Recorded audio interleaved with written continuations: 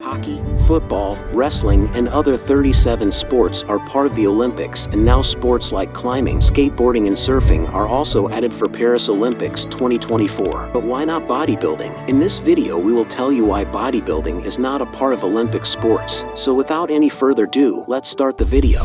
Ladies and gentlemen, seven-time Mr. Olympia, the governor of the great state of California, Arnold Schwarzenegger. Rampant steroid abuse is killing some of the sport's most famous stars. Time now for some quick questions for you. I want to know why. Not in the Olympics. This is all hard to believe, isn't it? In 1970, the president of the International Federation of Bodybuilders, Ben Weider, petitioned the International Olympic Committee to make bodybuilding an Olympic sport, and now, it's 2022 and the petition still remains a petition. There's no question that bodybuilders are one of the hardest working and most disciplined athletes on the planet. I mean, no sugar, no unhealthy carbs, punctual about gym, and too much focused for developing each muscle of the body. But there are many factors that stops bodybuilding by considering it an Olympic sport. 1. There's no athleticism in bodybuilding. So, what is the actual definition of a sport? An activity involving physical exertion and skill in which an individual or team competes against one another. Though bodybuilding requires extreme physical training like any other sport, there isn't any skill involved during competition day. Bodybuilders are not judged by how intense their training was or how much they squatted or how perfect their lifting technique is. They are solely judged based on how they look. Okay, if you're not satisfied with this reason, then look up to the second reason, and that is bodybuilding is not just subjective, but super subjective. Let me explain you. In bodybuilding, there is an issue of judging methodology. Bodybuilders win or lose competitions based on the subjective opinions of judges. Now, several of our friends can argue that in skating, gymnastics, and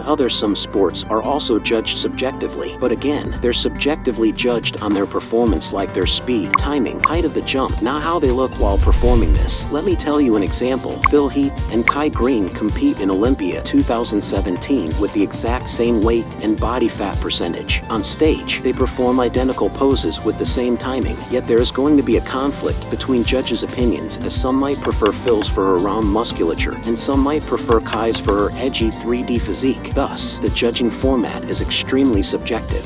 Now let's have a look to the third reason, and that is the astronomical abuse of anabolic steroids. This is the main and the strongest reason why bodybuilding not getting government support or not in a lists of Olympic sports till now. Competing naturally in bodybuilding beyond the state level is quite difficult, and doing pro shows without drugs is simply impossible. Although drugs are involved in all top-level competitions of any sport, and Olympic athletes are often caught in doping too, but drug usage over there is just to get a minor edge over the competition. Bodybuilding, on the other hand, is unimaginable without anabolic steroid usage. Those monstrous physiques are not possible naturally for 99% of the population. Arnold himself said that One of the most common questions I also get is, did we take steroids?